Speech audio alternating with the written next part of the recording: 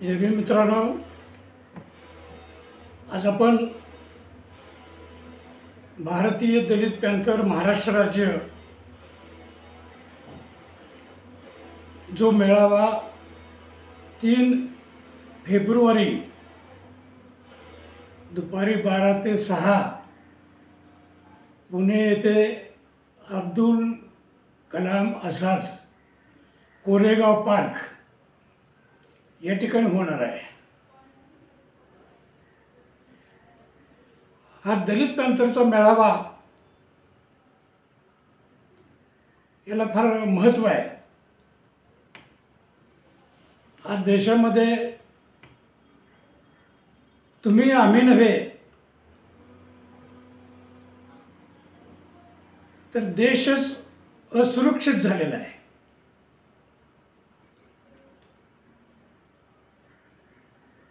आपण इंडिया म्हणतो, अभिमानाने सांगत असतो, पण हा इंडिया राहणार नाही असं वाटतंय। इंडिया बदलून हिंदू राष्ट्र होणार की काय अशी दाट शंका आहे। म्हणजे देशाचं नाव बदलल्यापासून सुरुवात होते। असे अनेक मुद्दे आहेत। म्हणून दलित पॅंथरने हा मेळावा आयोजित केलेला आहे। मित्रांनो, भारतीय दलित पॅंथरला 3 ऑगस्ट 2023 रोजी पॅंथरचं पुनरुज्जीवन करण्यात आलं। आज जवळजवळ 1.5 वर्ष होत आहे आणि या संघटनेच्या कार्याचा आढावा आम्ही घेत आहोत। मित्रांनो, अनेक लोकांच्या मनामध्ये शंका आहे, भारतीय दलित पॅंथरचं पुनरुज्जीवन कसं? अनेक लोक वाद घालतात। दलित पॅंथरचे संस्थापक नामदेव ढसाळ, राजा ढाले, जवी पवार, भाई संघारे हे आहेत। याबद्दल वाद नाही। ते संस्थापक आहेत, संस्थापक सदस्य आहेत। त्यांनी मोठं क्रांतिकारी आंदोलन उभा केलं। जनमानसामध्ये अत्यंत चांगली प्रतिमा निर्माण केली। एक लढाऊ संघटन म्हणून लोकांच्या मनामध्ये ते रुजलं। त्याबद्दल त्यांचं अभिनंदन आणि आभार मानलंच पाहिजे। पण 72 ते 74 सालापर्यंतच हे दलित पॅंथरचं आंदोलन टिकलं। ढाले ढसाळ यांच्यामध्ये वाद झाले, वाद विकोपाला गेले आणि त्यांनी शेवटी दलित पॅंथरचं संघटन बरखास्त केलं। नंतरच्या कालखंडामध्ये 74 नंतर भारतीय दलित पॅंथर म्हणून पुन्हा अरुण कांबळे असतील, रामदास आठवले असतील, गंगाधर गाडे, त्याच्यामध्ये मी सुरुवातीपासून आहे। हे दलित पॅंथरचं संघटन भारतीय दलित पॅंथर म्हणून पुनरुज्जीवन झालं। तेव्हापासून मी या चळवळीमध्ये आहे. नंतरच्या 7-8 वर्षाच्या कालखंडानंतर पॅन्थरनं खूप काम केलं. अन्याय अत्याचार करणाऱ्यामध्ये दहशत निर्माण केली. अनेक प्रकरणं हाताळी न्याय मिळवून दिला. मराठवाडा विद्यापीठाचं नामांतर केलं. फार मोठी उपलब्धी आहे. नंतरच्या कालखंडामध्ये काही राजकीय लोकांनी हे संघटन यशस्वीपणे फोडले आणि याचं रूपांतर भारतीय रिपब्लिकन पक्ष याच्यामध्ये झालं. त्याच्यामध्ये रामदास आठवले प्रमुख आहेत. RPI आणि त्यांची ताकद बघून, जनमानसातील प्रतिभा बघून लोकनेते शरद पवार यांनी त्यांना समाज कल्याण खात्याचे कॅबिनेट मंत्री म्हणून सामावून घेतलं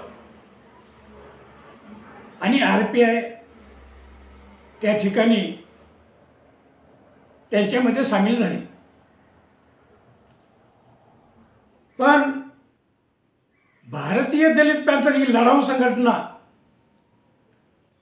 लोकांच्या मनामध्ये कायम होती आणि ही संघटना असली पाहिजे. अन्याय अत्याचार वाढत आहेत, अशा संघटनेची गरज आहे, अशी मागणी, अशी विनंती 3/8/2023 मध्ये सोलापूर येथे माझ्या व माझ्या मिसेसच्या वाढदिवसानिमित्त जमलेल्या नेते कार्यकर्त्यांनी केली आणि सोलापूरला दलित पॅन्थरचं पुनरुज्जीवन झालं.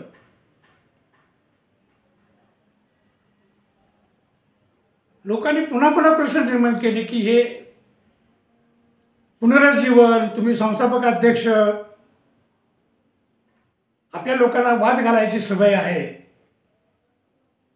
हे ते विचार करत नाहीत की ही चळवळ उभा राहिली पाहिजे, सुरू झाली पाहिजे, आपण सामील झालं पाहिजे, काम केलं पाहिजे. याकडे लक्ष न देता तुम्ही संस्थापक अध्यक्ष कसं, पुनरुज्जीवन कसं. मित्रांनो, पुनरुज्जीवन अनेक वेळेला होऊ शकतं. चळवळी उभ्या राहतात, मोडतात, पुन्हा नवीन कार्यकर्ते येत असतात, पुन्हा जोमानं काम करतात. अशा तऱ्हेनं हे भारतीय दलित पॅन्थरचं संघटन आज महाराष्ट्र पातळीवर 26 जिल्ह्यामध्ये अत्यंत चांगल्या तऱ्हेनं काम करीत आहे. विशेष गौरवाची बाब अशी, आमच्या भारतीय दलित पॅन्थरचे महाराष्ट्राचे अध्यक्ष शिवश्री फत्तेशेर राजे भोसले आहेत. ते कट्टर शाहू फुले आंबेडकरवादी आहेत. माझ्या माहितीप्रमाणे आज तरी बहुजन समाजामधील, राजघराण्यामधील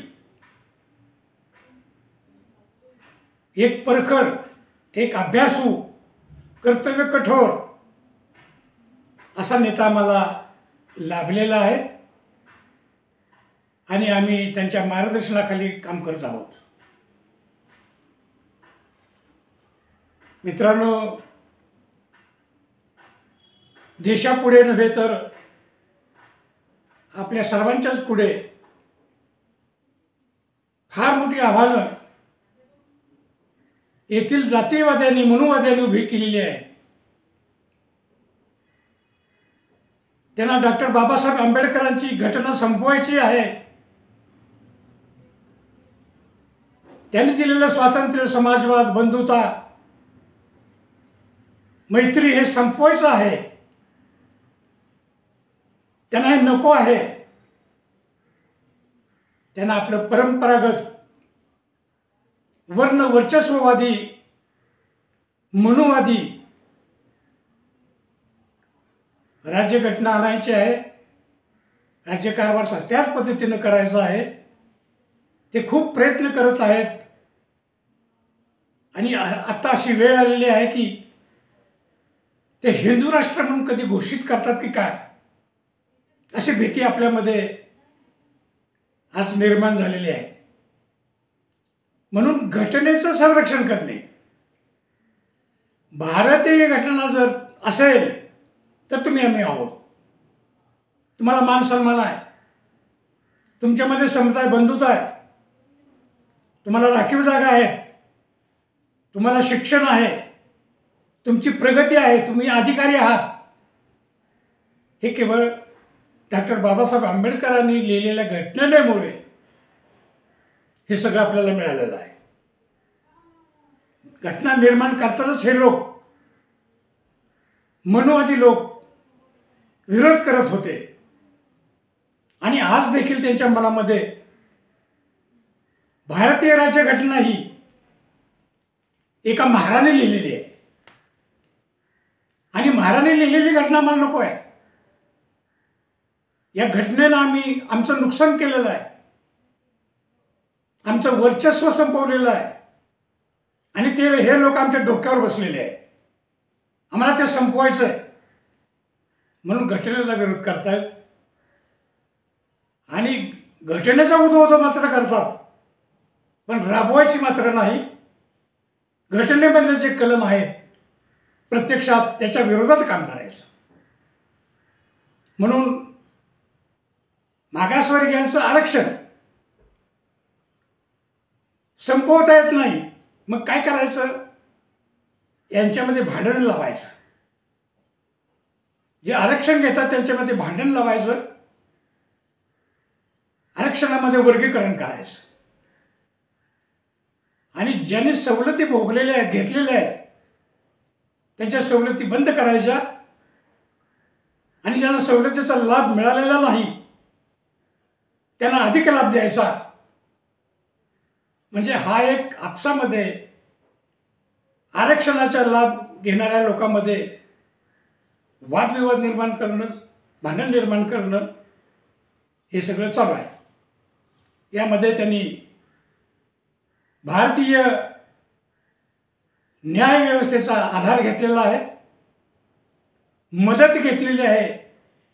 नव्हे तर न्यायाधीश म्हणून काम करणारी अनेक लोक हे मनुवादी आहेत. त्यांच्यासमोर एखादं प्रकरण नसताना सुद्धा न्याय देतात. हे अनेक वेळेला घडलेलं आहे. ॲट्रॉसिटी ॲक्टच्या बाबतीत तर तो ॲट्रॉसिटी ॲक्ट जवळजवळ त्यांनी संपवलेला आहे. प्रत्येक कलमामध्ये जे दिलेलं आहे, संरक्षण दिलेलं आहे, ते त्यांनी न्याय देऊन आपल्या हातातला अधिकाराचा दुरुपयोग करून ॲट्रॉसिटी ॲक्टमध्ये अनेक कलम ते निष्प्रभ केलेले आहेत. त्याचा उपयोग आता होत नाही. आता कसं करायचं हा मोठा प्रश्न तुमच्या आमच्या समोर आहे. EVM आजकाल सगळेजणच EVM घोटाळा, EVM बोगस मतदान करून हे लोक, मनुवादी लोक सत्तेवर आलेले आहेत आणि ते खरं आहे. अनेक लोकांनी त्याची प्रात्यक्षिके करून दाखवलेली आहेत की झालेलं मतदार हा एकाला मतदान करतो ते जातो दुसऱ्यालाच. अशा तऱ्हेचे अनेक प्रात्यक्षिके दाखवून सुद्धा न्यायव्यवस्था दखल घेत नाही, निवडणूक आयोग दखल घेत नाही. ही सगळी व्यवस्था, घटनात्मक व्यवस्था, कोर्ट असेल, निवडणूक आयोग असेल, जी यंत्रणा असेल, ती सगळी ताब्यात घेतलेली आहे. त्यांचं वर्चस्व आहे, त्यांच्या दबावाखाली आहे आणि हे सगळं मेळाव्यामध्ये आपल्याला ऐकायला मिळणार आहे, पाहायला मिळणार आहे. सर्वांनी या विषयावरती बोलायचं आहे आणि म्हणून हा मेळावा आयोजित केलेला आहे. शिक्षण मोफत शिक्षण होतं, पण सरकारनं हजारो सरकारी शाळा आता बंद केलेल्या आहेत. शिकवणारे शिक्षक हे तात्पुरते आहेत, कॉन्ट्रॅक्ट बेसिसवर आहेत, त्यांना पूर्ण पगार नाही आणि त्यांना केव्हाही ते काढू शकतात. अशा तऱ्हेनं शिक्षणसुद्धा जवळजवळ त्यांनी संपवत आणलेलं आहे. गरिबांची मुलं ही त्या ठिकाणी शिकू नयेत अशा तऱ्हेनं महागड्या शाळा त्यांनी आता सुरू केलेल्या आहेत. हे सुद्धा या मेळाव्यामध्ये आपण लक्षात घेणार आहोत. अन्याय अत्याचाराची प्रकरणं रोज रोज वाढत आहेत. आपण महाराष्ट्रामध्ये बघतो, परभणीमधलं सूर्यवंशी हत्याकांड हे तर सरकारी हत्याकांड आहे. त्या ठिकाणी निघालेला मोर्चा, हिंदुत्ववादी मोर्चा, त्याच्यातले काही लोक पुतळ्याजवळ येतात, बाबासाहेबांच्या मोडतोड करतात, दंगा करतात. त्याचं भांडवल करून पोलीस यंत्रणा वस्तीमध्ये घुसून दलितांना वेचून वेचून मारहाण करते. अशी अनेक प्रकरणं आहेत की ज्याच्यामध्ये दलित विरुद्ध सवर्ण, वंजारी विरुद्ध मराठा, प्रत्येक ठिकाणी जाती जातीमध्ये वैर निर्माण करायचं, भांडण निर्माण करायचं, त्यांना लढवत ठेवायचं, देशामध्ये गोंधळाची परिस्थिती निर्माण करायची. आणि एकदा गोंधळ सुरू झाला की आणीबाणी जाहीर करायची, आणीबाणी जाहीर करून आपल्या हातात सत्ता घ्यायची, राष्ट्रपती राजवट सुरू करायची आणि त्या कालखंडामध्ये हिंदू राष्ट्र घोषित करतात की काय, अशी भीती आहे. म्हणून मित्रांनो, असे अनेक प्रश्न या मेळाव्यामध्ये चर्चिले जाणार आहेत. अनेक मान्यवर या मेळाव्यामध्ये भाग घेणार आहेत, उपस्थित राहणार आहेत. आपण सर्वांनी न चुकता उपस्थित राहिलं पाहिजे, ऐकलं पाहिजे. याच्यानंतर आपण काय करायचं याचा कृती कार्यक्रमसुद्धा आम्ही भारतीय दलित पॅंथर सर्वांना देणार आहोत. तरच आपण जिवंत राहू शकू. एवढंच मला या ठिकाणी सांगायचं. आपण सर्वांनी यावं. जय भीम.